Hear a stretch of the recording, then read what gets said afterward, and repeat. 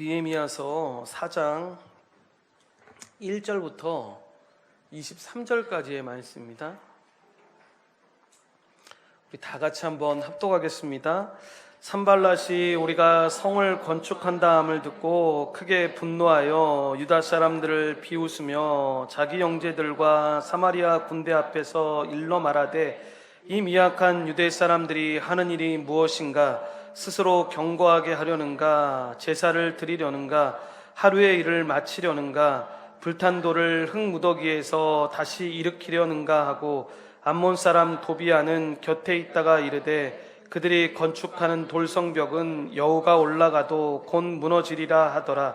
우리 하나님이여 들으시옵소서. 우리가 업신여김을 당하나이다.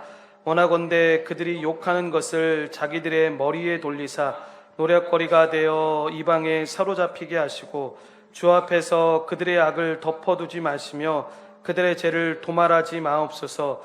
그들이 건축하는 자 앞에서 주를 노하시게 하였음이니이다 하고 이에 우리가 성을 건축하여 전부가 연결되고 높이가 절반에 이르렀으니 이는 백성이 마음들여 일을 하였음이니라. 산발랏과 도비아와 아라비아 사람들과 암몬 사람들과 아스돗 사람들이 예루살렘 성이 중수되어 그 허물어진 틈이 메꾸어져 간다함을 듣고 심히 분노하여 다 함께 꾀하기를 예루살렘으로 가서 치고 그곳을 요란하게 하자 하기로 우리가 우리 하나님께 기도하며 그들로 말미암아 파수꾼을 두어 주야로 방비하는데 유다 사람들은 이르기를 흙무더기가 아직도 많거늘 짐을 나르는 자의 힘이 다 빠졌으니 우리가 성을 건축하지 못하리라 하고 우리의 원수들은 이르기를 그들이 알지 못하고 보지 못하는 사이에 우리가 그들 가운데 달려들어가서 살육하여 역사를 그치게 하리라 하고 그 원수들의 근처에 거주하는 유다 사람들도 그 각처에서 와서 10번이나 우리에게 말하기를 너희가 우리에게로 와야 하리라 하기로 내가 성벽 뒤에 낮고 넓은 땅에 백성이 그들의 종족을 따라 칼과 창과 활을 가지고 서 있게 하고 내가 돌아본 후에 일어나서 귀족들과 민장들과 남은 백성에게 말하기를 너희는 그들을 두려워하지 말고 지극히 크시고 두려우신 주를 기억하고 너희 형제와 자녀와 아내와 집을 위하여 싸우라 하였느니라. 우리의 대적이 우리가 그들의 의도를 눈치챘다 함을 들으니라. 하나님이 그들의 꾀를 패하셨으므로 우리가 다 성에 돌아와서 각각 일하였는데 그때로부터 내 수하 사람들의 절반은 일하고 절반은 갑옷을 입고 창과 방패와 활을 가졌고 민장은 유다 온 족속의 뒤에 있었으며 성을 건축하는 자와 짐을 나르는 자는 다 각각 한 손으로 일을 하며 한 손에는 병기를 잡았는데 건축하는 자는 각각 허리에 칼을 차고 건축하며 나팔 부는 자는 내 곁에 섰었느니라. 내가 귀족들과 민장들과 남은 백성에게 이르기를 이 공사는 크고 넓음으로 우리가 성에서 떨어져 거리가 먼즉 너희는 어디서든지 나팔 소리를 듣거든 그리로 모여서 우리에게로 나아오라. 우리 하나님이 우리를 위하여 싸우시리라 하였느니라. 우리가 이같이 공사하는데 무리의 절반은 동틀 때부터 별이 나기까지 창을 잡았으며 그때 내가 또 백성에게 말하기를 사람마다 그 종자와 함께 예루살렘 안에서 잘지니 밤에는 우리를 위하여 파수하겠고 낮에는 일하리라 하고 나나 내 형제들이나 종자들이나 나를 따라 파수하는 사람들이나 우리가 다 우리의 옷을 벗지 아니하였으며 물을 기르러 갈 때에도 각각 병기를 잡았느니라. 아멘. 저는 오늘 읽으신 말씀을 가지고 우리 하나님이 우리를 위하여 싸우시리라, 우리 하나님이 우리를 위하여 싸우시리라 라는 제목으로 느헤미야 네 번째 말씀을 전하고자 합니다. 지금까지 우리가 살펴봤던 이 느헤미야 3장까지의 내용을 간략히 정리하면 느헤미야는 페르시아 제국의 아닥사사 왕의 술 맡은 관원이었는데 이 왕의 술 맡은 관원이라는 것은 왕의 신임을 얻어야지만 할 수 있는 자리로 우리가 생각할 수 있는 이상의 높은 관직이었습니다. 그러니까 그 당시의 왕정 국가는 이 서열상에 우리가 말하는 왕이나 영의정, 자의정, 우의정 이런 개념이 아니라 왕의 가장 가까이에서 이야기를 할 수 있는 사람이, 그러니까 왕의 측근이 가장 높은 자리에 있는 사람이었는데, 그런 측면에서 본다면 지금 느헤미야는 왕의 2인자와도 같은 그런 역할을 하는 사람이었습니다. 그러던 그가 그 높은 자리에서 어느 날 우연히 고향의 소식을 듣게 되는데, 이 하나님의 성전이 있는 예루살렘이 회파되어서 그대로 방치되고 있다라는 말을 듣게 됩니다. 느헤미야는 예배가 무너져 버린 그 현실에 마음이 너무나도 아팠고 하나님께 죄송스러워서 그 높은 관직을 다 버리고 예루살렘으로 돌아와서 성벽을 다시 수축하는 일을 하게 되는데, 생각했던 이상으로 도시가 더 심하게 회파되어 있었지만 약속의 말씀에 의지해서 그들은 성벽 공사를 모두가 함께 시작하게 됩니다. 느헤미야의 탁월한 리더십이나 백성들의 여러분 협동심이 아니라 느헤미야 6장 16절 말씀의 고백처럼 우리 하나님께서 이 역사를 이루셨다는 확신으로 이 모든 영광을 오로지 하나님께만 돌리면서 나아가게 되는데, 오늘 우리는 본문 말씀을 통해서 우리의 인생 여정에서 우리를 좌절시키는 장벽을 만났을 때 회복을 이루어낼 수 있는 지혜가 무엇인지를 우리가 살펴보려고 합니다. 첫째는 여러분 말로 낙심시키는 것입니다. 느헤미야는 이 예배가 회복되기 위해서 이 성벽 재건 공사가 얼마나 중요한지를 이들에게 말을 하면서 왕이 자신을 도운 과정을 간증합니다. 이제 우리 한번 해보자라는 겁니다. 이렇게 하나님께서 모든 상황 가운데 섭리하고 계시는데 왕이 나에게 이렇게 얘기할 정도로, 모든 것을 도와줄 정도로 이렇게 도와주고 있는데, 그러니까 그 하나님의 선하신 손이 우리를 돕고 있다라고 이야기하면서 백성들에게 용기를 불어넣습니다. 그래서 우리가 살펴봤던 말씀이지만 2장 18절 말씀에 보시면 또 그들에게 하나님의 선한 손이 나를 도우신 일과 왕이 내게 이런 말씀을 전하였더니 그들의 말이 일어나 건축하자 하고 모두 힘을 내어 이 선한 일을 하려 하매라고 이야기합니다. 이 간증을 듣고 나니까 이 백성들의 마음 가운데 회복에 대한 열망이 생기기 시작했고, 그래서 그들이 우리도 한번 일어나서 다시 이 성벽 재건을 하자. 그래서 예배가 방해되고 예배가 제대로 드려지지 못하는 이 현실들이 그만 끝날 수 있도록 우리가 열심히 성벽을 쌓자라고 하면서 이 성벽을 쌓기 시작하는데, 여러분 항상 우리가 선한 일을 할 때 이 하나님의 선한 일도 그렇지만 할 때 느끼는 점이 뭐냐면, 이렇게 힘이 되는 말도 있지만 잘 보면 그것을 좌절시키려고 하는 말들도 정말 많이 듣게 되는 것들을 보게 됩니다. 이렇게 하나님 뜻으로 기적을 만들기 시작할 때 찬물을 끼얹는 사람들이 나타나기 시작합니다. 본문 1절부터 3절까지의 말씀을 다시 한번 합독하겠습니다. 산발랏이 우리가 성을 건축한다함을 듣고 크게 분노하여 유다 사람들을 비웃으며 자기 형제들과 사마리아 군대 앞에서 일러 말하되, 이 미약한 유대 사람들이 하는 일이 무엇인가? 스스로 경고하게 하려는가? 제사를 드리려는가? 하루에 일을 마치려는가? 불탄 돌을 흙 무더기에서 다시 일으키려는가 하고 암몬 사람 도비아는 곁에 있다가 이르되, 그들이 건축하는 돌 성벽은 여우가 올라가도 곧 무너지리라 하더라 라고 이야기합니다. 이 본문에 나오는 사람들의 이름을 정확히 기억할 필요는 없더라도 이 사람들이 누구냐면 예루살렘 주변국에 있었던 총독들입니다. 그러니까 처음에 이 원수들의 마음 가운데는 150년이 지나도록 아무도 성공하지 못했던 이 성벽 재건 작업을 과연 그들이 할 수 있겠나라고 생각을 했습니다. 그런데 사람의 마음이 안 될 거라는 걸 뻔히 알면서도 만약에 혹시나 저게 되면 어떡할까라는 생각에 전전긍긍 경계태세를 늦추지 않는데, 왜냐하면 이 사람들이 예루살렘의 밖에 있는 총독들이긴 했지만 실제로는 예루살렘 안에 있는 사람들과 혼인관계를 맺거나 이 각종 상거래를 하고 있었기 때문에 그렇습니다. 그러니까 본인들의 삶과 너무나도 긴밀하게 연결되어 있는, 쉽게 말하면 자신의 밥줄과 연결되어 있었기 때문에 그런데, 거기에서 이들은 엄청난 기득권과 이 많은 이권을 누리고 있었기 때문에 이 느헤미야의 출현이 별로 반갑지가 않은 겁니다. 왜냐하면 지금 이대로 가는 것이 우리가 잘 먹고 잘 사는데 정말 좋은 조건인데, 제가 나타나서 만약에 성벽을 재건하게 되면 우리가 그동안에 끼쳤던 영향력이 다 사라지게 될 것인데, 그리고 저 성이 만약에 견고하기라도 하면 전의 역사를 통해서 나왔던 것처럼 다윗이나 솔로몬 시대처럼 자기들이 오히려 그들의 속국이 되지 않을까라는 생각 때문에 그렇게 두려워해서 방해했던 것입니다. 이렇게 하나님 나라가 여러분 견고해지려고 하면 사단은 두려워하게 되어 있습니다.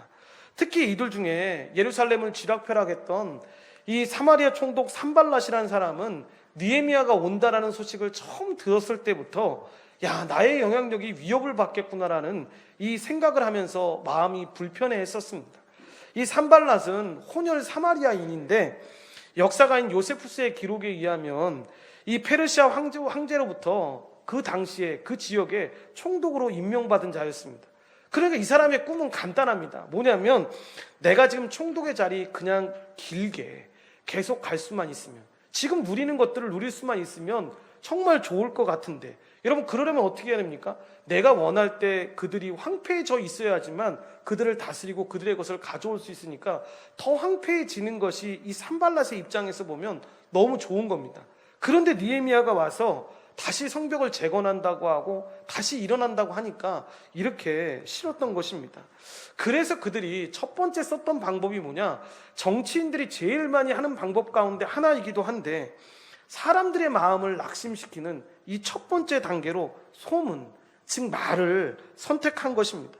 본문 2절부터 3절 말씀을 다시 한번 합독하겠습니다. 자기 형제들과 사마리아 군대 앞에서 일러 말하되 이 미약한 유대 사람들이 하는 일이 무엇인가? 스스로 경고하게 하려는가? 제사를 드리려는가? 하루에 일을 마치려는가? 불탄 돌을 흙무더기에서 다시 일으키려는가 하고 암몬 사람 도비아는 곁에 있다가 이르되 그들이 건축하는 돌성벽은 여우가 올라가도 곧 무너지리라 하더라 라고 이야기합니다. 여러분 이 부분을 쉽게 설명하면, 야, 힘도 없는 너희들 주제에 무슨 성벽을 다시 쌓고 예배를 다시 드리겠냐라는 겁니다. 불탄 저런 폐허더미 속에서 뭘 다시 일으킨다고. 그냥 성벽 쌓아봤자 너희들이 쌓는 성벽은 여우가 올라가도 그냥 무너져 버릴 거라는 겁니다. 여러분 이게 말이 됩니까? 여우가 얼마나 가벼운데 여우가 올라가면 여러분 이게 그냥 무너져 버릴 거라는 말을 하는 건 그들을 비하하듯이 그들이 너희들 쌓아봤자 아무 소용없다라고 이야기하는 것입니다. 또한 이 느헤미야 2장 19절 중간에 나오는 내용인데 우리를 비웃어 이르되 너희가 하는 일이 무엇이냐, 너희가 왕을 배반하고자 하느냐 하기로 라고 말씀하고 있는데, 여러분 이 말씀이 우리가 볼 때에는 별다른 말이 아닙니다. 그런데 이때 2장 할 때도 제가 말씀을 드렸지만 여러분 당시 백성들에게는 이 말씀이 치명적으로 압박하는 힘이 있었습니다. 왜냐하면 과거 바벨론이 자기 민족을 얼마나 쑥대밭으로 만들었다라는 걸 이스라엘 백성들이 알고 있었기 때문에 이 말은 뭐냐면 너희들 그때 그렇게 고생하고도 그렇게 황폐화되고 나서도 정신 못 차리고 그렇게 만약에 성을 쌓는다면 반역했다 그래서 너희들 공격하면 그때 너희들 그런 어려움 어떻게 당하겠냐는 겁니다.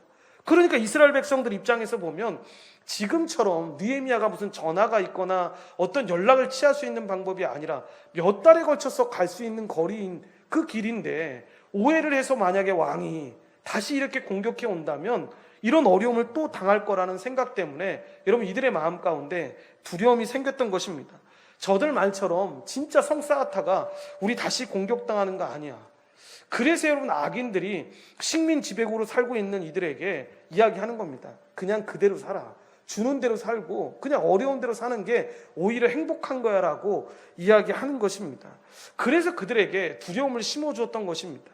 여러분 우리 인생도 마찬가지입니다. 살면서 우리가 이런저런 회복을 꿈꾸고 하나님께서 우리 안에 놀라운 새로운 변화의 존재로 만들어주셨다는 말씀을 들었을 때에도 이 주변에 있는 사람들한테 우리가 여러분 자꾸 낙심하게 되는 말들, 좌절하게 되는 말들, 포기하는 말들을 간혹가다 들을 때가 있습니다. 무슨 새로운 존재가 됐어, 무슨 교회가 됐어, 하는 짓 보니까 똑같은데, 야 네가 하는 거 보니까 똑같은데 뭐 그런 존재가 됐다고 네가 그렇게 얘기를 하고 어떻게 그렇게 살 수가 있어. 그러니까 이야기하는 겁니다. 애들 키울 때도 그렇게 키우면 안 되고, 세상의 가치관, 세상의 사람들이 살아가는 방법대로 그렇게 키워야지, 그렇게 했다가는 애 망친다, 그렇게 했다가는 너희 집 정말 어려움 당한다, 이런 얘기들을 참 많이 듣는 겁니다. 여러분, 결론적인 내용은 무엇입니까? 항상 부정적인 이야기를 하는 겁니다. 그렇게 하면 안 돼, 내 능력 갖고 안 되니까 그렇게 살 수 없어 라고 이야기하는 겁니다. 그래서 어떻게 하든지 간에 이 사람의 마음에 부정적인 생각을 심어서 이 좌절시키면서 믿음으로 살아가려는 노력, 내가 하나님 앞에 변화된 존재로 살아가고 있다는 것을 이 사람들이 인정하지 못하고 살아가지 못하게끔 만들려고 하는 것입니다. 그런데 저는 이 말씀을 계속 들으면서 드는 생각이 무엇이냐면, 여러분, 이때에도, 우리 이데일 스쿨 할 때에도 여러분, 제일 먼저 우리 배우는 것 중에 중요한 중에 하나가 뭐냐면, 내가 누구냐라는 것을 배우게 되는데, 여러분, 이거를 알면, 여러분, 이 모든 상황이나 이런 공격을 당할 때에도, 그러니까 느헤미야는 제가 보기에 이 존재를 아는 사람이었습니다. 그러니까 하나님의 이 약속을 분명하게 믿고 있는 사람이었고, 왕에 대한 신뢰가 분명히 있는 사람들이었습니다. 그러니까 이 마음 가운데 그렇게 고백하고 있지는 않지만 그런 겁니다. 너희들이 뭘 알아? 너희들이 그렇게 말하는 왕, 아무리 그렇게 얘기해봤자 나에게 왕은 그런 존재야. 그리고 하나님이 나한테 어떤 약속을 하셨는데 니네들이 아무리 그렇게 반대해봤자 아무 소용없어. 하나님이 선하시게 정하신 일은 사람이 막아도 소용없다라는 걸 분명히 알고 있었습니다. 그러니까 좌절할 만한 때가 돼도, 정말 낙심할 만한 때도 그렇게 느헤미야가 모습을 보이질 않습니다. 그래서 보면 10절에 보시면 이런 내용이 나오는데, 백성들은 이런 단계까지 가지 못하니까 백성들 사이에서 패잔병의 노래가 급속하게 전파되기 시작합니다. 본문 10절 말씀을 다 같이 합독하겠습니다. 유다 사람들은 이르기를 흙 무더기가 아직도 많거늘 짐을 나르는 자의 힘이 다 빠졌으니 우리가 성을 건축하지 못하리라 하고 라고 이야기합니다. 이 세번역 성경에 보면 이렇게 나오는데, 흙더미는 아직도 산더미 같은데 짊어지고 나를 힘이 다 빠졌으니 우리 힘으로는 이 성벽 다 쌓지 못하리라고 이야기합니다. 그러니까 아마도 이 노래는 이 건축공사에 참여했던 일꾼들의 입에서 흘러나온 민요인 것 같습니다. 여러분, 우리도 조선시대 말경에 이 흥선대원군에 의해서 경복궁 중건에 차출됐던 일꾼들이 고달픈 노역에 시달리면서 불렀던 노래가 아리랑 아닙니까? 그러니까 예루살렘 성벽 중수작업에 동원됐던 이 일꾼들도, 여러분, 성벽 재건이 52일밖에 얼마 안 되는 시기처럼 보여도 이런 모든 것을 다 내려놓고, 연일 피로가 있다가도 이 성벽을 어떻게 지었는지 자세히 나오지만 연일 피로는 가중되는 데다가 원수들이 대대적으로 공격한다고 하니까 완전히 체념해서 이 노래를 불렀던 것입니다. 그래서 그들이 처음 가졌던 거룩한 비전은 이 겹친 피로와 적들의 공격에 대한 두려움 때문에 점차 소멸되어 가고 있었는데, 이 패배자들에 대한 노래가 사람들에게 유포되기 시작하자 일꾼들은 하나둘 연장을 내려놓고 일손을 멈추게 됐던 것입니다. 도와주실 하나님은 보이지 않고 문제가 쌍더미처럼 그들에게 보였던 것입니다. 성벽 재건공사의 최대 위기를 만났던 것인데, 여러분, 이렇듯 원수들의 외부적인 공격도 굉장히 무섭지만 실제로는 보면 내부에서 이 백성들이 스스로 무너지는 현실이야말로 정말 견디기 어려운 위기입니다. 그래서 예루살렘 내부에 이 거미줄 같은 이 정보망을 갖고 있던 원수들이 이 사실을 알았던 겁니다. 그래서 백성들의 사기가 땅에 떨어졌다라는 소문을 듣고 난 다음에 그들의 숨통을 더욱 옥죄는 이 무서운 소문을 퍼뜨리기를 시작합니다. 그 소문은 뭐였냐면, 지도새도 모르게 기습 공격해서 유대인들을 모조리 학살하겠다라는 전략이었습니다. 이 전략이 얼마나 긴박했으면, 여러분, 원수들 근처에 사는 그들이 이 소문을 10번이나 일꾼들에게 알려주었다라고 기록하고 있는데, 본문 11절부터 12절 말씀을 다 같이 합독하겠습니다. 우리의 원수들은 이르기를 그들이 알지 못하고 보지 못하는 사이에 우리가 그들 가운데 달려들어가서 살육하여 역사를 그치게 하리라 하고, 그 원수들의 근처에 거주하는 유다 사람들도 그 각처에서 와서 10번이나 우리에게 말하기를 너희가 우리에게로 와야 하리라 라고 이야기합니다. 여기서 10번이라는 히브리어 관용어는 실제로 10번을 이야기했다라는 이야기가 아니라, 여러분, 그만큼 많이 했다라는 것입니다. 그런데 참 여러분 대단한 건 이 정도 상황이면 솔직히 두려움도 올만하고 마음이 막 흔들릴 만한 상황이기도 한데, 느헤미야는 이 대적의 빈정거림 앞에서 2장에 나오는 것처럼 믿음으로 선포하는 것입니다. 느헤미야 2장 20절 말씀을 다 같이 한번 합독하겠습니다. 내가 그들에게 대답하여 이르되 하늘의 하나님이 우리를 형통하게 하시리니 그의 종들인 우리가 일어나 건축하려니와 오직 너희에게는 예루살렘에서 아무 기업도 없고 권리도 없고 기억되는 바도 없다 하였느니라 라고 이야기합니다. 여러분 무슨 얘기입니까? 너희들이 아무리 그래봤자 소용없다라는 겁니다. 우리를 형통케 하는 것은 너희나 우리 스스로의 힘이 아니라 하늘의 하나님이 우리를 형통케 하시고 이 성벽을 쌓게 하실 거다라는 그 믿음으로 나아갔다라는 것입니다. 여러분 이게 믿음의 사람이 보이는 반응입니다. 자신들 앞에 놓여있는 문제가 작아서가 아니라 이 문제보다 더 크신 하나님을 바라봤던 것입니다. 그러므로 우리도 삶을 살면서 절대로 이런 부정적인 생각에 넘어가지 말고 하나님의 말씀에 귀를 기울여야 하는데, 그러므로 빌립보서 4장 11절부터 13절까지의 말씀을 꼭 기억하면서 살아야 합니다. 다 같이 합독하겠습니다. 내가 궁핍함으로 말하는 것이 아니니라. 어떤 형편에든지 나는 자족하기를 배웠노니 나는 비천에 처할 줄도 알고 풍부에 처할 줄도 알아. 모든 일 곧 배부름과 배고픔과 풍부와 궁핍에도 처할 줄 아는 일체의 비결을 배웠노라. 내게 능력 주시는 자 안에서 내가 모든 것을 할 수 있느니라 라고 이야기합니다. 그러니까 하나님께서는 우리 힘으로는 할 수 없지만 내게 능력 주시는 자 안에서 내가 모든 것을 할 수 있다라고 이야기하는 겁니다. 그러니까 내가 긍정적인 생각을 가져서 나는 할 수 있어 하면 돼, 이게 아니라 하나님이 우리 안에 함께 하시면 내가 풍족할 때나 핍박당할 때나 궁핍할 때나 상관이 없이 하나님의 일하시는 것이기 때문에 하나님의 그 역사를 누구도 막을 수가 없다라는 것입니다. 그러므로 우리가 세상을 살면서 항상 이런 선택의 기로에 놓여 있습니다. 사탄의 음성을 들으면서 주저앉을 것인지, 아니면 이 하나님의 도우심을 구하며 믿음으로 하나님 말씀을 듣고 일어설 것인지 항상 선택하면서 살아야 합니다. 하나님은 우리가 뒤로 물러서는 것을 전혀 기뻐하지 않으십니다. 우리에게 필요한 것은 이 사탄이 쏘는 이 불화살 같은 말을 막아낼 영적인 성벽입니다. 그래서 흔들림 없는 이 십자가 믿음으로 영적인 성벽을 쌓아가야 하는 것입니다. 예수 그리스도께서는 우리의 모든 죄와 실패를 짊어지시고 십자가에서 죽으셨고 우리를 위해서 다시 부활하셨습니다. 우리 때문에 그 모든 것을 다 하신 것인데, 그러므로 우리가 다시 일어설 수 있고 회복될 수가 있는 것입니다. 성도 여러분, 하나님이 의롭다고 하시는데 누가 우리를 정죄할 수가 있겠습니까? 시편 16편 3절에 보시면 땅에 있는 성도들은 존귀한 자들이니 나의 모든 즐거움이 그들에게 있도다 라고 말씀하시는데, 그러니까 우리가 때론 실패해서 좌절하고 죄를 짓는다 할지라도 하나님이 보시기에 우리 신분 자체가 바뀌지는 않는 것입니다. 우리는 존귀한 사람 그 자체입니다. 새로운 존재인 교회로 살아가는 사람들입니다. 그러므로 모든 열등감과 낙심들, 좌절 같은 것들이 생길 때마다 여러분 예수님을 의지하고 나아가야 합니다. 누가 뭐래도 우리는 하나님의 자녀입니다. 회복을 좌절시키는 장벽 두 번째는 구체적인 위협입니다. 앞부분에서처럼 이 낙심시키려는 전략에도 여러분 이스라엘 백성들이 이 기도함으로 나아가는 이 느헤미야와 이스라엘 백성들을 통해서 이 흔들리지 않고 이 허물어진 성벽을 다시 쌓기 시작하자 산발랏은 주변 총독들과 연합작전을 펼칩니다. 그는 예루살렘을 공격해서 방해하려는 계획을 이 세움으로써 조직적이고 구체적인 위협을 가하기 시작하는데, 본문 8절 말씀을 다 같이 합독하겠습니다.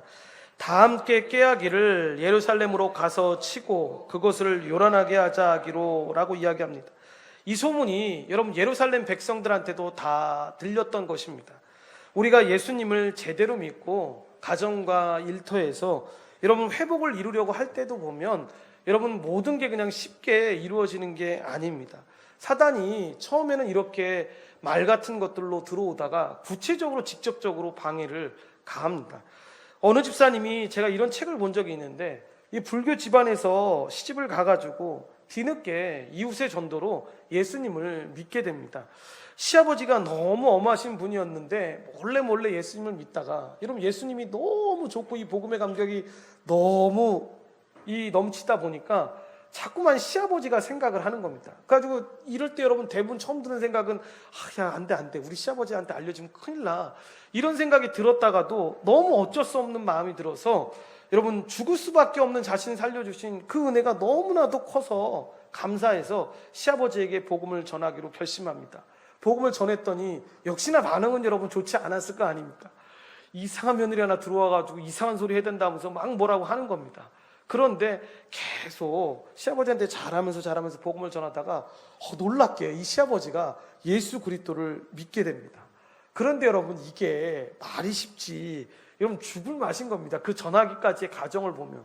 그 어떤 청년한테 얘기했더니 그런 얘기합니다. 목사님, 노방전도를 매일 나가라고 할 수 있어도 가족한테 복음 전하라는 건 말하지 말라고. 그거는 진짜 힘들어서 못한다라고 이야기할 정도로, 여러분 해보신 분들은 아시지만 이게 참 힘듭니다. 그런데 여하튼 죽은 힘을 다해서 하다 보니까 이런 거짓말같이 시아버지가 예수님을 믿게 되는 일이 생기게 되는 겁니다. 여러분, 근데 그게 끝이 아니었습니다. 집안 대대로 이 불교가 너무 심한 집이었다 보니까 나머지 가족들이, 형제들이 다 들고 일어난 겁니다. 여러분, 제일 많이 들었던 얘기가 뭐였겠습니까? 여자 하나 잘못 들어가고 집안이 망했다고. 저 늙은이가 저렇게 해가지고 어디 노망 들어가지고 예수를 믿는다고 막 뭐라고 난리가 난 겁니다. 그러니까 자녀들도 아버지한테, 아버지 종교 바꾸면 큰일 난다고, 그러시면 안 된다고.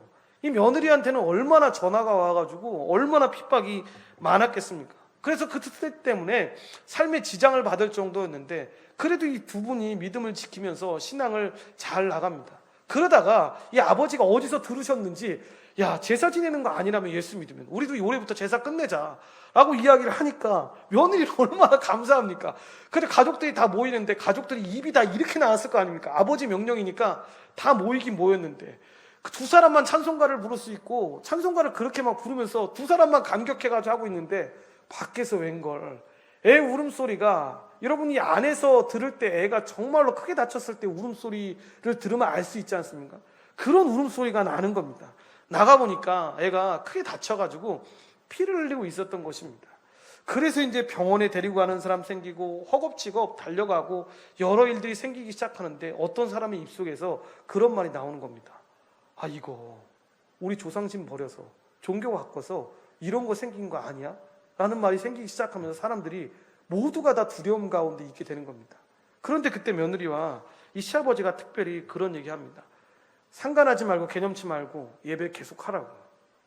그러니까 며느리가, 예배 인도는 보면 며느리만 알고 있었으니까 예배를 인도하고 예배를 마칩니다. 그리고 시간이 지나서 그 다쳤던 아이는 회복되게 되었고, 여러분, 시간이 지나면서 결국 그 모든 불안함들은 다 없어지게 되었고, 감사하게도 시간이 흐르면서 가족 한 사람 한 사람 예수를 믿기 시작했고, 시간이 흘러서 모든 사람들이 저 며느리 때문에 우리가 이렇게 예수 믿게 되는, 이런 복음의 감격 가운데 거하게 되는 큰 기쁨 가운데 걸어갈 수 있게 되었다라고 이야기하는 것을 보게 되었습니다. 여러분, 아무런 방해 없이 그저 하루아침에 회복이 이루어질 것이라고 생각하면 여러분 안 됩니다. 사단은 여러분 우리가 회복하는 것을 너무 싫어하기 때문에 여러분 절대로 가만히 있지를 않습니다. 그래서 내가 언제부터 교회 다녔다고 그러냐, 주변에 여러 가지 말들 들리게 하고, 때론 구체적인 위협으로 우리를 방해를 합니다. 그때 여러분 포기하지 말고 이 성령님과 동행하고 하나님과 함께함으로 말미암아 그 어려움들을 이겨내야 합니다. 잘 한번 생각해 보시기 바랍니다. 여러분, 지금 우리를 좌절시키고 낙담시키고 포기시키려고 하는 산발락과 같은 존재가 누구입니까? 절대로 그들에게 귀를 기울이거나 위축되어서는 안 된다라는 것입니다. 느헤미야 2장 20절 말씀처럼 하늘의 하나님이 우리를 형통하게 하시리니 라는 이 말씀처럼 우리를 도우시는 그 창조주 능력의 하나님이 우리와 함께 하심을 기억하고 꿋꿋이 걸어 나아가야 합니다. 그렇다면 이런 위협과 방해 속에서도 여러분, 그들은 어떻게 예루살렘 성벽을 완성해 나갔습니까? 첫째로 이 자신의 삶의 속도를 늦추면서 하나님 앞에 기도하면서 나아갔습니다.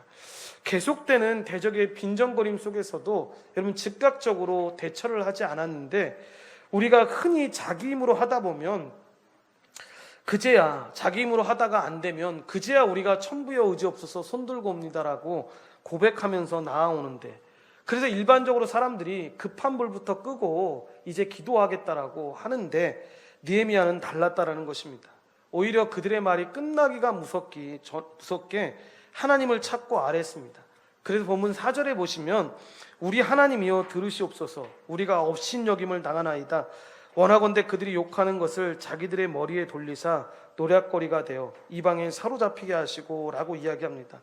위협 속에서 그들에게 같이 위협으로 나아갔던 것이 아니라 하나님께 이 모든 사연을 기도했던 것입니다. 본문 9절 말씀을 보시면 우리가 우리 하나님께 기도하며 그들로 말미암아 파수꾼을 두어 주야로 방비하는데 라고 이야기합니다. 아주 중요한 우선순위에 관한 것인데, 모든 상황들, 모든 일들, 모든 환경 속에서 우리가 가장 먼저 해야 될 것이 무엇인지를 알았던 겁니다. 그것이 기도였는데, 하다가 안 되면 기도하는 것과 여러분 먼저 기도하고 모든 일을 해내가는 것에는 차이가 있습니다. 하나님은 결국 느헤미야 6장 15절 말씀처럼 이 대적을 물리치고 예루살렘 성벽을 완공하게 하셨는데, 그래서 우리가 위기를 만날 때 여러분 먼저 기도로 은혜의 보좌 앞에 나아가서 도움을 청해야 합니다. 히브리서 4장 16절 말씀을 다 같이 합독하겠습니다. 그러므로 우리는 긍휼하심을 받고 때를 따라 돕는 은혜를 얻기 위하여 은혜의 보좌 앞에 담대히 나아갈 것이니라 라고 이야기합니다. 이것은 우리뿐만이 아닙니다. 예수님도 그러셨는데 베드로전서 2장 23절에 보시면 욕을 당하시되 맞대어 욕하지 아니하시고 고난을 당하시되 위협하지 아니하시고 오직 공의로 심판하시는 이에게 부탁하시며 라고 이야기합니다. 예수님도 고난 가운데서 하나님께 기도하셨고 원수들을 하나님 손에 맡기셨다라는 것입니다. 이렇듯 기도는 여러분 우리의 삶의 속도를 늦추는 것입니다. 어떻게 대처할까, 무슨 말을 할까 하는 생각들을 멈추고 하나님께 도움을 구하고 하나님의 섭리를 묻는 것이 기도입니다. 그러니까 내가 움직이는 것이 아니라 하나님이 역사하실 수 있는 시간을 드리는 것입니다. 그래서 빌 하이베스 목사님은 너무 바빠서 기도합니다라는 책에서 이런 말을 합니다. 능력은 침묵의 시간을 통해서 온다. 당신의 인생 행로 전체를 바꾸는 결정들은 보통 지성소에서 나온다. 사탄은 분주하게 만든다. 그래서 하나님의 음성을 듣지 못하게 하고 하나님으로부터 오는 지혜와 힘을 얻지 못하게 만든다 라고 이야기합니다. 그러니까 여러분 꼭 잊지 말아야 합니다. 이 사탄은 현대인들의 급한 마음을 이용하려고 하는데 늘 일이 급하다는 생각 때문에 여러분 기도와 말씀에 집중하지 못하게 만듭니다. 그래서 제가 제 친구 사역자와 이야기할 때에도 코로나가 준 사역자들한테 성도들에게 주는 큰 유익이 하나가 있지 않냐라고 할 때 공통적으로 하는 얘기 중에 하나가 뭐냐면 여러분 외부 행사 같은 게 없어졌지 않습니까? 그러니까 목사들도 말씀에 집중할 수 있는 시간이 생겼고 기도에 집중할 수 있는 시간이 생겼고 성도들도 정말로 본인이 하고자 하는 마음만 있다 그러면 기도하는 말씀하는 시간들이 얼마나 많이 생겼는지를 모릅니다. 그래서 지금은 본인 스스로가 나가서 이상한 짓만 하고 돌아다니지 않으면 여러분 목사님들도 대부분 그런 얘기를 하지만 할 수 있는 게 말씀 준비하고 말씀에 정말 심혈을 기울여서 하는 시간밖에 없습니다.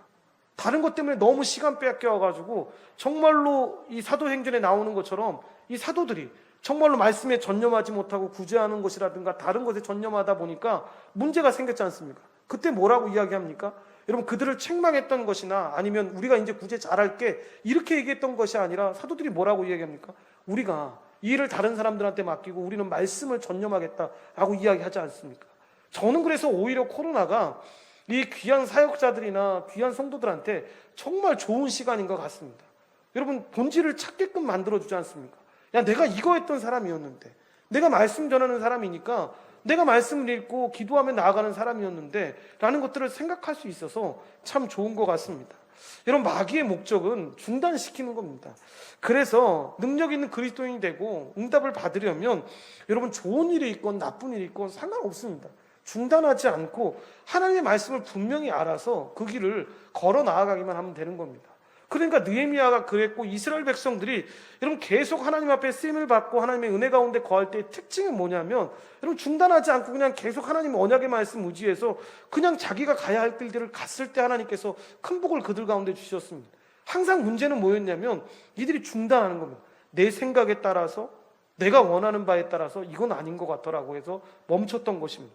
그러지 말고 하나님의 말씀이면 그냥 그대로 나아가라는 것입니다. 본문 4절을 보면 그래서 느헤미야의 승리의 비결이 나오는데 그는 욕을 욕으로 대항하지 아니하고 기도로서 대항했습니다. 이렇게 대항해봤자 아무 소용없다라는 거 아니까, 시간만 끌 뿐이지 아무것도 해결되지 않을 거라는 걸 아니까 하나님의 본질을 가지고 나아갔던 것입니다. 그래서 우리가 우리 하나님께 기도하며라는 이 본문 9절 말씀이 우리의 가슴을 뛰게 하는 것입니다.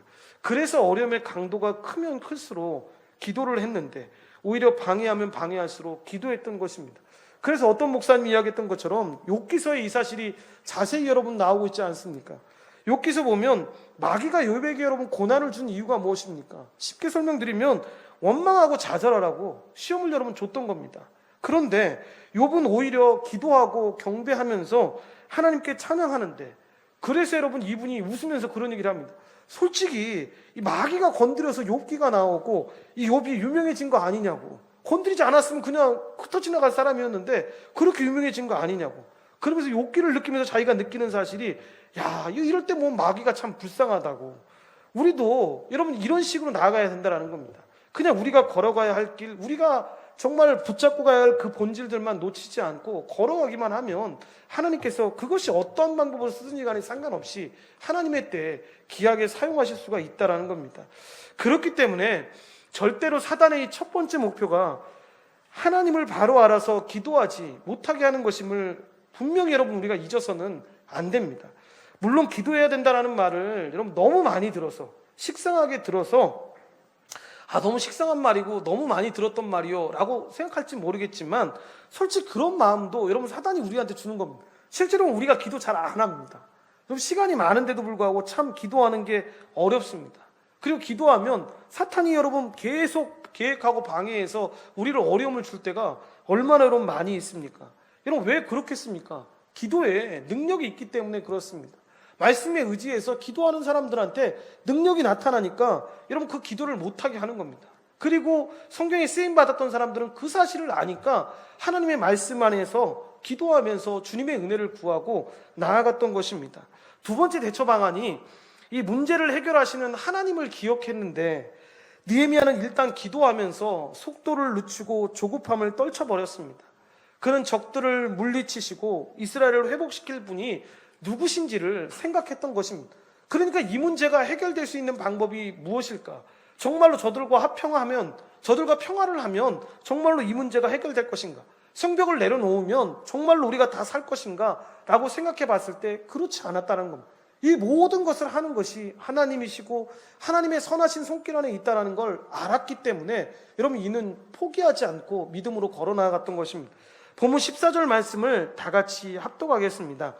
내가 돌아본 후에 일어나서 귀족들과 민장들과 남은 백성에게 말하기를, 너희는 그들을 두려워하지 말고 지극히 크시고 두려우신 주를 기억하고 너희 형제와 자녀와 아내와 집을 위하여 싸우라 하였느니라 라고 이야기합니다. 그러니까 느헤미야는 백성들에게 그 신실하신 하나님을 상기시킨 다음에 하나님을 의지하여 행동할 것을 촉구하고 있는데, 문제에 초점을 맞추는 것이 아니라 그 문제를 해결하신 하나님께 초점을 맞춰서 나아가라고 지금 이야기하고 있는 것입니다. 그리고 지금까지 인도하시고 도와주신, 그리고 앞으로도 이끌어 가실 그 하나님이 하실 일을 선포하는데, 본문 20절 말씀을 다 같이 합독하겠습니다. 너희는 어디서든지 나팔 소리를 듣거든 그리로 모여서 우리에게로 나아오라. 우리 하나님이 우리를 위하여 싸우시리라 하였느니라 라고 이야기합니다. 내가 하는 것이 아니라는 것입니다. 우리가 하는 것이 아니라는 것입니다. 하나님이 하신다라는 것입니다. 그러니까 어떤 어려움에 처해도 내게 능력 주시는 자, 크고 두려우신 그 하나님을 기억하면서 그 하나님이 나와 내 집과 내가 속한 모든 환경을 위해 싸우신다라는 믿음을 가지고 나아가라는 것입니다. 여러분 아무리 좋은 가전제품이라도 여러분 플러그에 꽂아야지 작동되는 것처럼 우리 능력의 원천 되시는 하나님께 이 플러그를 꽂아야지만 역사가 일어나는 것입니다. 우리가 아무리 많이 알고 아무리 우리의 모습 속에 어떤 세상 사람들의 존경을 받고 칭찬을 받는 모습이 있다 할지라도 그 안에 하나님이 함께 하시지 않는다면, 그래서 우리가 말씀을 바로 알고 말씀 가운데 깊이 걸어나가야 한다는 이유가 바로 여기에 있습니다. 내게 주시는 모든 문제를 해결하시는 분이 이 하나님이심을 기억하는 것, 그리고 그분 앞에 기도하는 것, 그것이 여러분 바로 승리하는 비결이라는 것입니다. 마지막으로 느헤미야는 그래서 실제적인 대책을 세우고 여러분 행동에 옮겼습니다. 본문 9절에 보시면 우리가 우리 하나님께 기도하며 그들로 말미암아 파수꾼을 두어 주야로 방비하는데 라고 이야기합니다. 그러니까 진정한 믿음은 믿음과 행동이 균형을 이루는데, 그러니까 행동이 따라가지 않고 말로만 믿음을 외친다면 여러분 가짜 믿음일 가능성이 크다라는 것입니다. 그러니까 믿음이 있다고는 얘기하는데 그렇지 않은 경우가 많이 있다라는 겁니다. 그래서 우리가 아이들과 EDL 스쿨을 하면서도 그런 것들이 많이 좀 아이들한테도 있었으면 좋겠다고 생각하는 게, 교회 안에서 여러분 이게 이제 의도적이진 않았지만 질문을 하면 너 예수 믿니? 라고 물어보면 예수는 다 믿는다고 합니다. 이제 그렇게 말 안 하면 고문당하니까, 그렇게 말 안 하면 집에 가서 난리가 나니까 예수 믿어? 천국 가? 구원 받았어? 라고 하면 다 믿는답니다.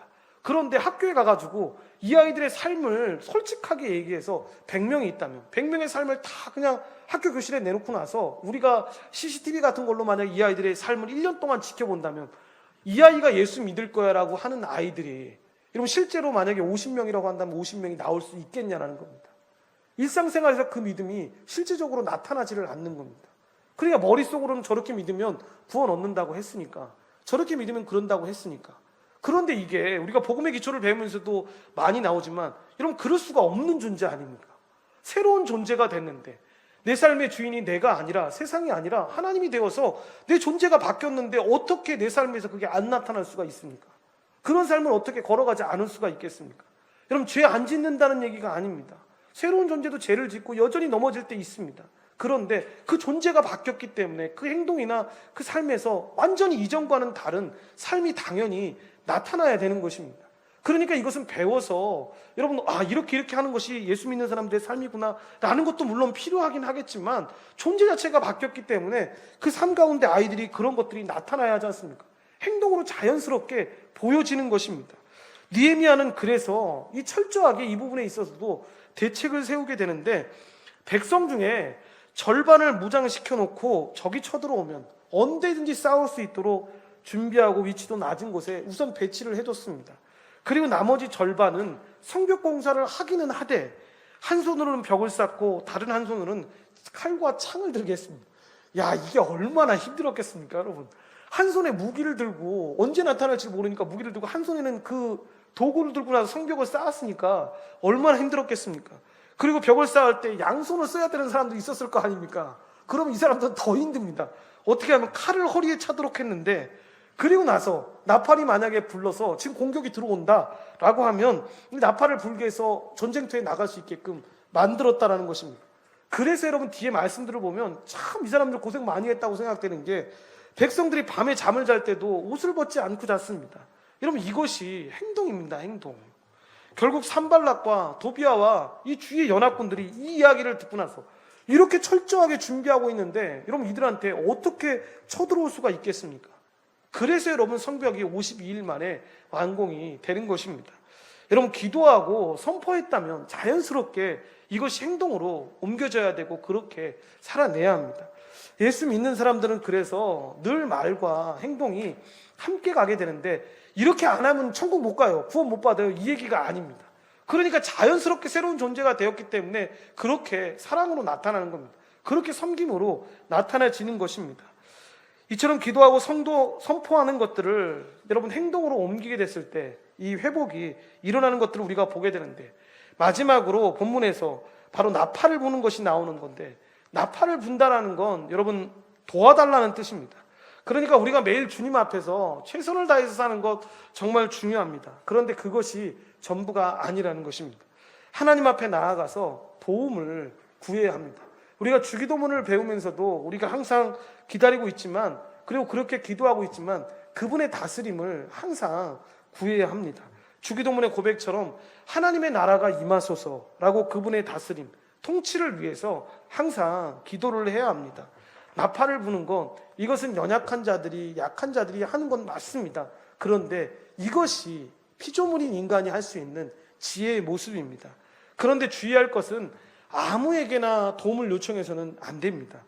세상 사람들은 오히려 이 상황을 악화시킬 수 있기 때문에 반드시 영적인 동역자들에게 여러분 이 도움을 구해야 합니다. 어려움이 올 때 여러분 우리는 어떻게 움직이고 있습니까? 일단 기도는 접어두고 고민하면서 걱정하면서 시간을 보내고 계시지는 않으십니까? 여러분 고민하면 답이 없습니다. 먼저 내 생각 속도, 내 삶의 속도를 늦추고 하나님께 기도해야 합니다. 무서운 적들과 내 작은 능력 보지 말고 이 모든 환난들, 상황들을 역전시키고 일으키실 수 있는 그런 존재로 우리를 세워주신 그 하나님을 기억하면서 나아가야 합니다. 그리고 그 하나님이 나를 위하여 지금도 싸우고 있다라고 선포하고 나아가야 합니다. 그래서 저는 개인적으로 갈라디아서 6장 9절 말씀을 정말 좋아하는데, 여러분 이 제 친구가 이 말씀을 설교했던 내용인데 제가 이 부분을 설교할 때마다 항상 이 부분을 설교하는데 이렇게 짧게 설교하는데 얘 이 말씀 듣고 제가 굉장히 은혜를 받았습니다. 6장 9절 말씀이 뭐냐면 그 프린트문에 나와 있나요? 나와 있으면 다 같이 한번 합독하겠습니다. 우리가 선을 행하되 낙심하지 말지니 포기하지 아니하면 때가 이름에 거두리라 라고 이야기합니다. 여기 세 가지 단락이 나옵니다. 여러분 선을 행하다라는 앞부분과 낙심하지 말지니라는 중간 단락, 그리고 마지막으로 때가 이르면 거두리라라는 말씀이 나옵니다. 여러분 처음과 마지막을 연결하면 선을 행하면 반드시 때가 되면 거둔다라는 말씀입니다. 그런데 그 중간에 아주 중요한 게 나옵니다. 반드시 겪어야 할 과정이 있는데 그것이 바로 낙심이라는 겁니다. 그러니까 선을 행할 때에도 낙심은 있다라는 것입니다. 그런데 그 낙심을 이기기만 하면 반드시 여러분 열매를 거둔다라는 것입니다. 모든 반대의 목적은 여러분 중단입니다. 일을 중단시키는 데 있습니다. 일을 하지 말라는 것입니다. 그러니까 우리가 거룩한 교회를 세우고 성경적 교회를 세우고 나갈 때도 제일 여러분 두려워해야 될 것 중에 하나가 뭐냐면 중단시키려고 하는 노력들을 여러분 우리가 경계해야 합니다. 이 정도면 되지 않았어요? 이 정도면 다른 데보다는 낫는데요? 이 정도 보면 우리 괜찮지 않습니까? 라고 하는 마음들이 들면 여러분 예전에 뭐 기도하는 방식대로 만약에 한다 그러면 쫓아내야 합니다. 그런 기도가 들면 머릿속에서 사라지게끔 기도해야 합니다. 왜냐하면 더 예수님 닮아가서 더 풍성한 은혜 가운데 걸어갈 수 있게끔 우리 자녀부터 시작해서 모든 사람들의 마음 가운데, 그리고 이 복음을 알지 못하는 사람들의 마음까지 이 복음이 풍성하게 전해질 수 있게끔 주님 오시는 그날까지 우리가 쉬지 않고 주님 앞에 달려가겠습니다라는 이 마음을 놓치지 말고 나아가야 합니다. 그래서 어떤 책에 볼 때 저는 이 말을 잘 들어본 적이 없었는데, 이 상대 대적의 목표를 알게 되면 그 대답이 간단히 나올 수 있는데 이 말이 있더라고요. 똥개는 지져도 동부서는 간다. 여러분 제가 금요철학 때 했던 설교였는데 본성질에서 할 때 금요철학 때 오셨던 분들이 이 말이 기억이 날 텐데, 저는 이 말을 하면서 이런 말도 있었구나 했는데, 똥개는 지져도 동부서는 간다. 여러분 무슨 말인지 아시겠죠? 세상이 아무리 우리를 핍박하고 세상이 아무리 우리를 공격하고 어려움을 줘도 여러분 우리는 우리만의 성경적 가치관을 가지고 우리가 알고 있는 그 복음의 은혜를 가지고 걸어가는 사람이기 때문에 세상이 어떻게 하든 세상이 핍박하고 세상이 조롱하든 하나님의 그 은혜를 가지고 우리는 우리가 가야 할 길 가는 겁니다. 주님이 주시는 은혜가 있으니까, 주님이 주시는 그 축복이 있으니까 우리는 가는 겁니다. 그래서 아버지한테도 제가 그런 얘기했습니다. 아버지, 정말 온라인 예배가 대세가 되고 유튜브가 대세가 돼서 한국교회가 그렇게 그 사람들이 얘기하는 것처럼 그런 시대가 올 수 있겠죠. 그런데 그렇게 되면 한국교회는 망할 거지만 저는 아버지 그냥 이대로 가렵니다. 그냥 복음의 풍성한 은혜 누리면서 우리 성도들하고 이렇게 한 사람 한 사람씩 조금씩 알아가는 사람들이 늘어가고 조금씩 걸어가고 이 길이 좀 힘들더라도 아버지 저는 그냥 이 길 갈래요 라고 이야기하니까 젊어서 좋다 이렇게 얘기를 하셔서 그냥 얘기를 끊고 말았습니다. 그런데 온전한 교회에 속해 있는 모든 성도님들이 그렇게 믿음의 길 걸어갔으면 좋겠습니다. 세상이 보고 세상이 칭찬하는 그런 길 말고, 세상이 보는 그런 화려함 말고 그냥 하나님 모실 때 하나님 기뻐하시는 길이니까, 하나님 축복하시는 길이니까, 하나님이 우리한테 주신 그 사명의 길이니까 그 길을 넉넉히 승리하면서 걸어나게 되시기를 간절히 축원드립니다. 기도하시겠습니다. 하나님 감사합니다. 하나님의 은혜 가운데 죄 백성들을 불러주시고 함께 해주신 것 감사합니다. 하나님 느헤미야 말씀 4장 말씀 우리가 살펴보았습니다. 하나님 성벽 재건했는데 지은 지 얼마 되지 않아서 사단과 주위와 내부에서 여러 가지 어려움들이 오게 됩니다. 하나님 우리의 인생살이가 그렇지 않습니까? 살다 보면 예수 믿으면 모든 게 다 잘 풀릴 것처럼 보였는데 현실의 삶에서 어려움이 오고 낙심이 오고 무너지는 일들을 경험하게 됩니다. 하나님 그런 일 없다고 성경 어디에도 나와 있지 않습니다. 그런 일을 오히려 겪게 될 것이다라고 이야기합니다. 오히려 핍박도 당할 것이고 오히려 어려움도 당하게 될 것이다라고 이야기합니다. 그러함에도 불구하고 하나님이 예수의 또 십자가 복음, 그 형벌대속 죽음으로 우리를 새로운 존재 삼아주셔서 예전에 우리가 나 스스로가 내 주인이었을 때, 세상이 내가 주인이었을 때는 그런 모든 상황에서 원망하고 불평하고 나아갔지만 하나님 우리가 존재 자체가 바뀌었기에 그 모든 상황에서도 우리가 넉넉히 이겨내고 결국에는 하나님 말씀하시는 그 복된 길로 걸어감을 우리가 바라보게 됩니다. 하나님 느헤미야가 그 사실을 알았고 이스라엘 백성들이 뒤늦게 그 사실을 깨닫고 그 일에 참여하고 함께 걸어가는 것을 보게 됩니다. 현실에 휘둘렸던 것이 아니라 하나님의 언약의 말씀 의지하여 믿음으로 그 길 묵묵히 걸어 나아가니 하나님의 귀한 사명 감당할 수 있었음을 봅니다. 하나님 우리에게도 그런 은혜, 그런 사명 감당할 수 있는 은혜 허락하여 주십시고 하나님 어떤 길 걸어가도 넘어지지 아니하고 묵묵히 하나님 말씀하시는 그 길대로 승리하며 걸어갈 수 있도록 도우시고 인도하여 주시옵소서. 모든 걸 주님께 감사드리오며 예수님의 이름으로 기도드리옵나이다. 아멘. 우리 한번 기도하실 때 지금도 우리를 위해서 싸우고 계시고 지금도 우리를 위해서 역사하고 계시는 그 하나님의 은혜에 우리가 항상 경험하고 이 복음의 풍성한 은혜들이 우리 안에 항상 넘칠 수 있도록 도와주셔서 낙심한 일 있고 절망한 일 있고 있을 그때에도 예전에 내 삶의 주인이 내가 되고 세상이 되었을 때처럼 반응하지 아니하고 이제는 새로운 백성 즉 교회가 되었음을 깨달아서 하나님 이 모든 상황이 하나님 앞에 감사하고 기뻐하고 걸어가는 것이므로 알았기에 하나님 이 모든 길을 걸어갈 때 넉넉히 이기고 오직 이 모든 일에 하나님의 선하신 손길이 있음을 깨닫고 나아갈 수 있도록 주님께서 우리 안에 함께 해달라고 우리 특별히 그리고 내일부터 시작되는 이데이 스쿨 때 우리 모든 자녀들이 이런 분명한 하나님의 이 가치관을 가지고 하나님의 말씀을 가지고 승리하며 걸어갈 수 있도록 함께 해달라고 일정마다 주님의 은혜하심이 넘쳐날 수 있도록 함께 해달라고 우리 주여 일창하시고 하나님 앞에 기도하겠습니다. 주여